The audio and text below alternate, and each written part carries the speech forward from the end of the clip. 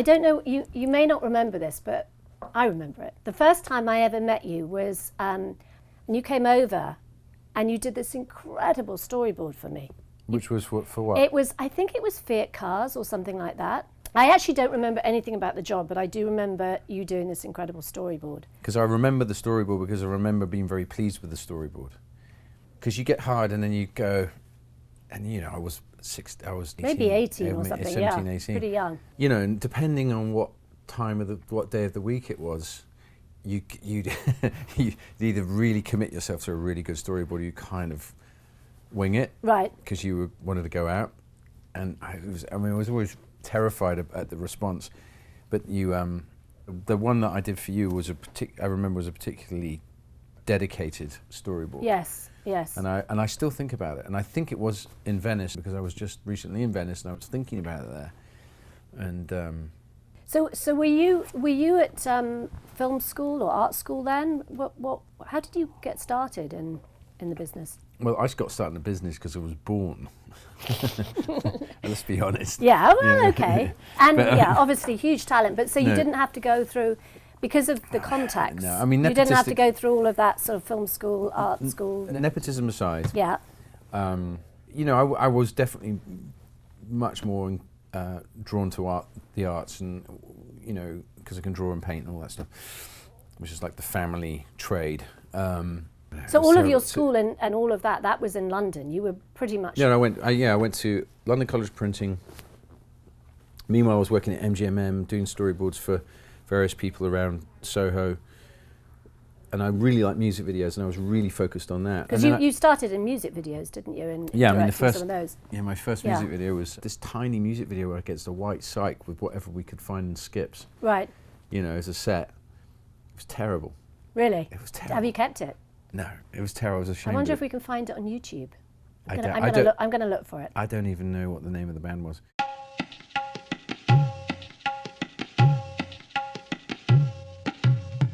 I met you on doing the storyboards and stuff, and then we moved out to the States. So that was like 1990, 1991. So I think you just moved over then.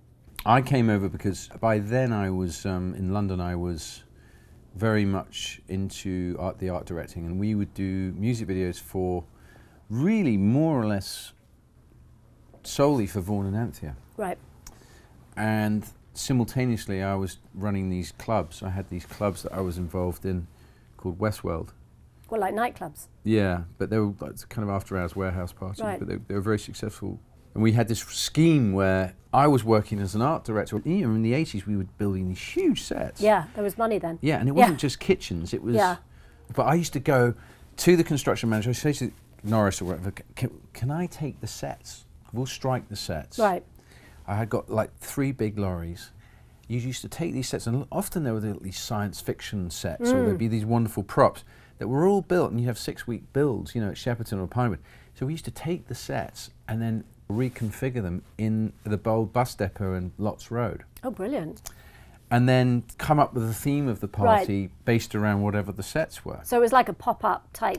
It was kind of, I guess that's what it was, actually. God, I wonder why I never went to any of these parties. I bet you did. Maybe I didn't. Maybe I didn't remember. And they got bigger and bigger. Well, it was the days of ecstasy, wasn't it? Oh, that's what it was. But it was bigger and bigger and bigger. Yeah. And then one day, we all got invited to a club called Shoom.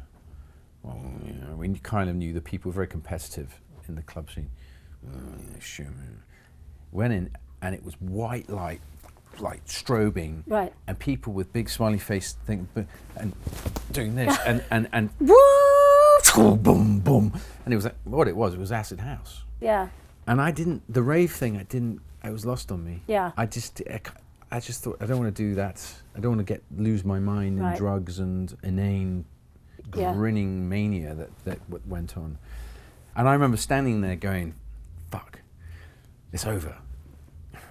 I'm going to LA.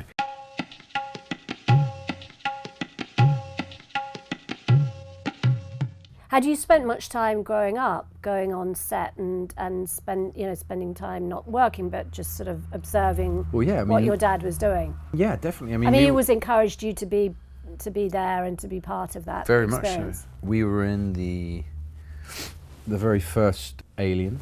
In the first Alien, he had us. There's a picture somewhere of Luke and I in spacesuits from Alien. Yeah, because in those days, you know, there was no CG, there wasn't any kind of visual enhancement really to speak of.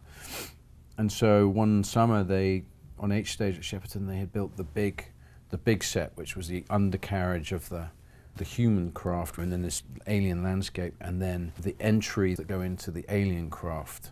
You know, it was all crammed into H stage, which is a big stage, but it wasn't the Bond stage. And to make the sets look bigger, they came up with the idea of using us. We're like 2/3 of the height of the actors. Oh. So they made replica suits. Yeah. Perfect replicas. The one they made for me was stands in my dad's office in London. They shot us at 48 frames per second or 50 frames per second, and we'd have to sort of act spaceman-like. Oh, how brilliant. And we spent the summer doing that. What fun. Did you love it? It was brilliant. Yeah. And you got to be a spaceman, but there was no regulation regarding, you know, the treatment of children on and how many hours you can work and all of that. So there were no restrictions. So they just had us working, and they taped this walkie-talkie into the side of the helmet, and there was no ventilation in this suit, you know, and it's summer. Then you got this suit, and then you got this armor, and then you got this helmet that you're bolted into, and you got a radio in there that you can't click back on, and then just go, and you can't hear anything, and there's these CO2 explosions going off for the geezers.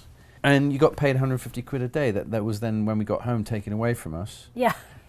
and put in a, very northern, and put in a box somewhere. Right, savings account. Yeah, savings accounts for presents at Christmas. Right.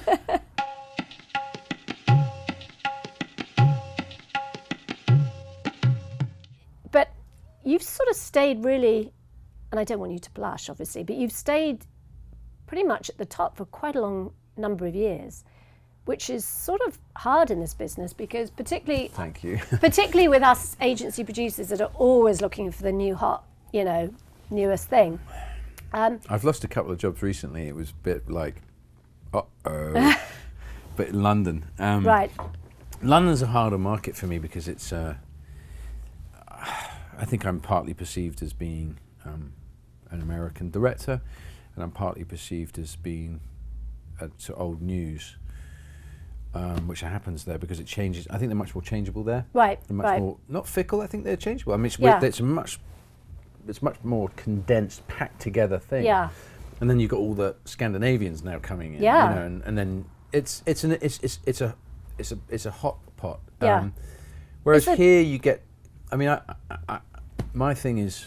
I mean, what's the question really? How did I do it? Well, no, only. I mean, I was thinking about it because, you know, I know how hard it is. It's a bit like being a sort of a supermodel, and, you know, you have your sort of 5 years maybe of being really at the top. But you really have sort of been consistently on that A-list. And I'm thinking, you know, looking at the work, the other thing I noticed about the work that you do is that you've sort of avoided getting pigeonholed. You know how a lot of people that's really... That's what I was going to say, and I think that probably it's a conscious decision, actually, was that partly out of keeping it fresh, but I mean, there's a number of reasons. I mean, and I don't know that I ever think that I'm on the A-list, you know, but I'm lucky. I definitely recognise that I'm getting work still that's quality work and nice opportunities. I'm getting less bad-tempered. In fact, I used to be quite difficult. Really? Yeah, and if I didn't say eye to eye with an agency, I would be quite difficult. Yeah. And I could be pretty rude at times. Right. And I started to realise that was an error, and that I should be grateful for this. And actually, you know, a lot of times you got somebody who's worked a year and been with a belligerent, difficult client who's held them, who's said, no, I don't like this, and come back with something else. And they've worked doggedly to get there, and then they've chosen you. And then you're giving them shit. So it's theirs. It's theirs. They feel it's their baby, and they're right. Yeah. But and also they entrust you with it. And I think that's something that I don't know why I started to feel that way, but I did. And the other thing was that there's nothing like. I mean, what really happened was that I think what really set me off initially was that. I'd done very well in music videos, you know.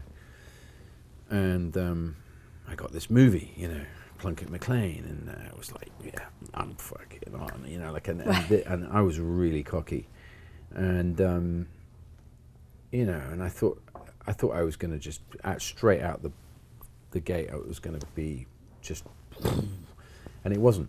Yeah.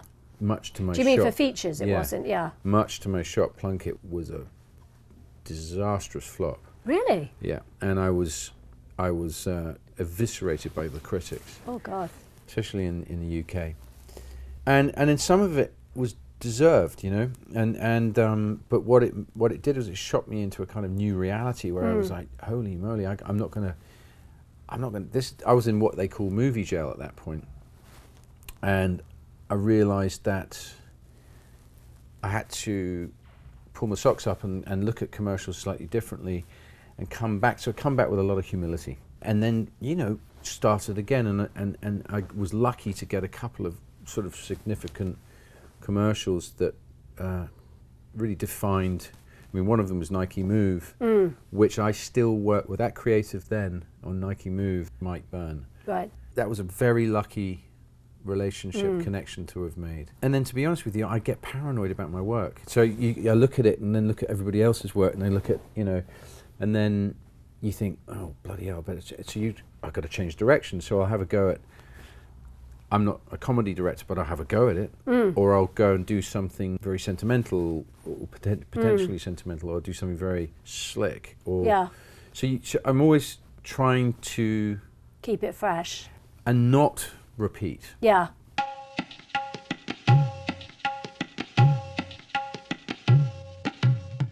I find that the creators that I work with are really looking for almost like a sort of a third creative, somebody who can sort of come in and really sort of work with them very closely as a team, you know, rather than we came up with the idea and now we're handing it over to the director. I mean, how do you feel about that sort of relationship? Do you think that that's a workable relationship? If I suppose for me now, you know, when you do the conference call initially,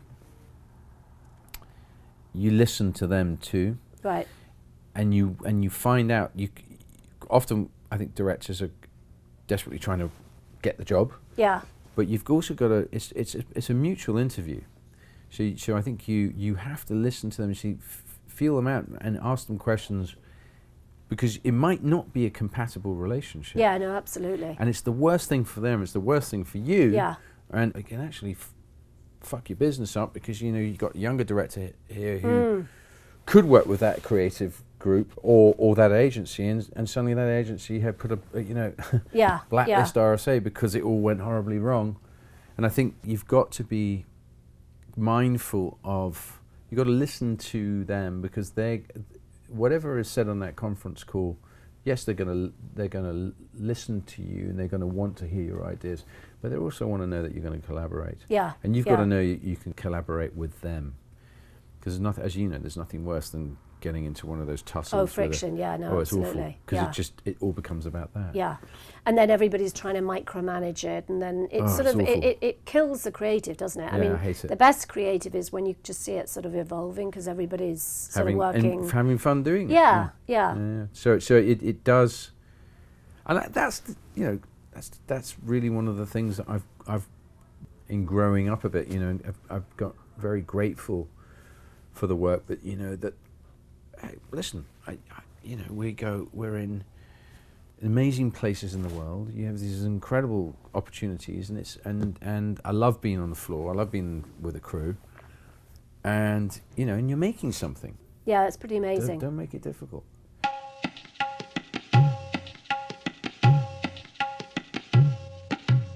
So I don't want you to go into any detail, because I know how shush it is, but from what I read, which I think is there for everybody to see, it was for the launch of the iPhone, and it was, you sort of basically were at the helm of all of these cinematographers across the world, and it was like 15 different countries.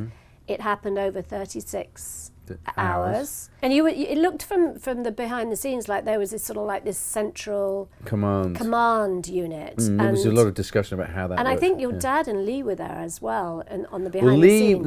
Lee was the kind of the guru behind the whole thing.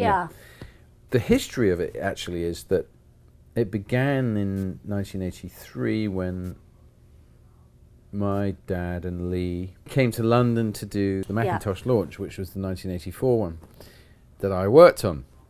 And I think we took elements of that set and put them in a nightclub.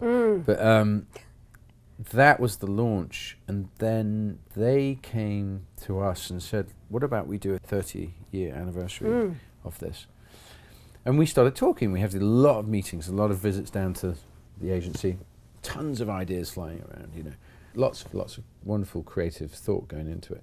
But ultimately it came down to this simple idea of the iPhone being this kind of proscenium and this tool that's a universally used thing. And then through a lot of discussion, it became clear that it was actually possible to shoot this all on an iPhone. I think everything that we used to make that commercial was available to the consumer. Right. And I'd been up for 20 hours or something at that desk, all the screens, and you do get this kind of weird digital fever. Yeah.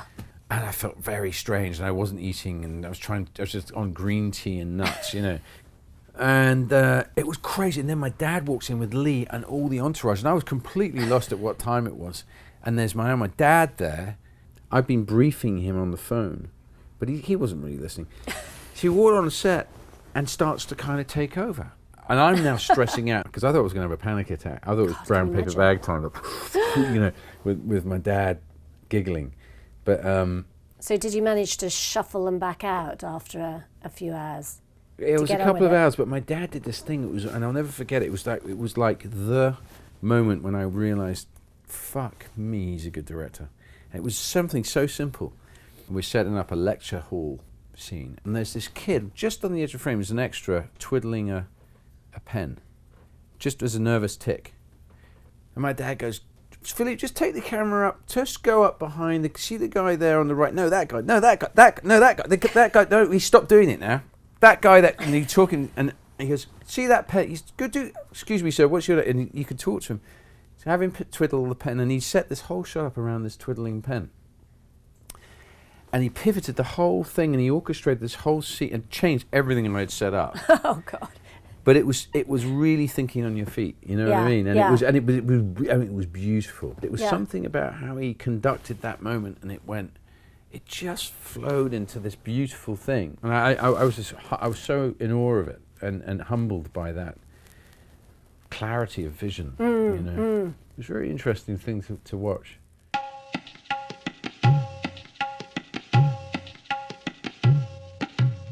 What's next? Is there anything that you haven't done that you really want to do, or plans for the future? I know I just want to make films. Actually, I just want to get in. I want to get into a rhythm of making films with more frequency. It's kind of become primary focus, and so to develop some of your own scripts. Which I am. Yeah. And hopefully, very close to getting something off the ground now. Smaller budget films. Probably have more control that way. Have a little more autonomy. I mean, the one thing about my last film, which is, I'm very happy with my last film, but the thing that I most enjoyed about that film was that I had some autonomy, and that it was just me and the actors. And which I think was a couple of years ago, which you did with the wonderful James Gandolfini. Yeah. And that's me standing up to James. I know, I saw that when I came in. That's such a great picture. Me really having to stand up to him, though, it was like, it was a tough moment. Do you find celebrities difficult to work with? Because you work with a lot of them, and Not really. You just treat them like normal people and just get on with it. You get difficult ones, and you get incredibly easy. I mean, he wasn't difficult. He's a bear, but he's like a bear. Yeah. And bears have claws, you know, big and cuddly. You know, it's like I used to call him Baloo. Yeah. You know, because he's like Baloo, but he would growl sometimes, and he was a bit scary. You know, go fuck yourself. You don't fucking know. We hit the wall, and then you have to go and deal with it. But celebrities don't. Yeah. You know what you can pretty much tell who's insecure and who isn't. Normally, if they're difficult, it's because they're insecure, and you have to come around them, you know, and make them feel secure. Yeah. So. But that's the thing I most enjoy is working with actors. Actually, I really enjoy it. And I really enjoy telling stories, and I think, you know, advertising's becoming less about storytelling. Do you think it is? Because I feel like now, because the 30-second is no longer the holy grail, and that there is an opportunity to do slightly more long form. Well, yeah, what do they call it? Branded content or whatever. But, yeah. You know, but yeah. the longer form, I agree. The longer form, and you know, like I did a thing with Jude Law last year that. Johnny Walker. Yeah, it was Johnny Walker, which I really enjoyed. Yes. I mean, I really enjoyed it. It's a 7-minute film, and it's been very successful.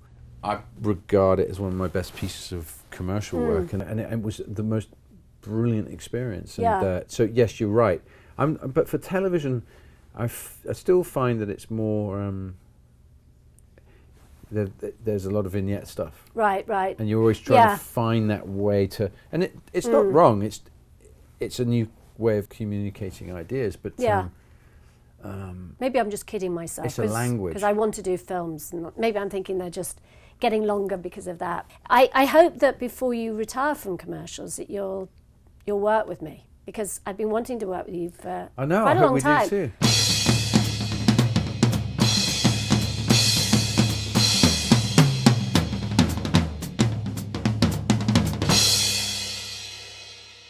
Right, so that's Sean Young in Blade Runner, and then that's my daughter's drawing in work in progress. Amazing, isn't it? You're sort of like the Kennedy family of film, aren't you? I mean, I don't know. It's like I think that's the Coppolas.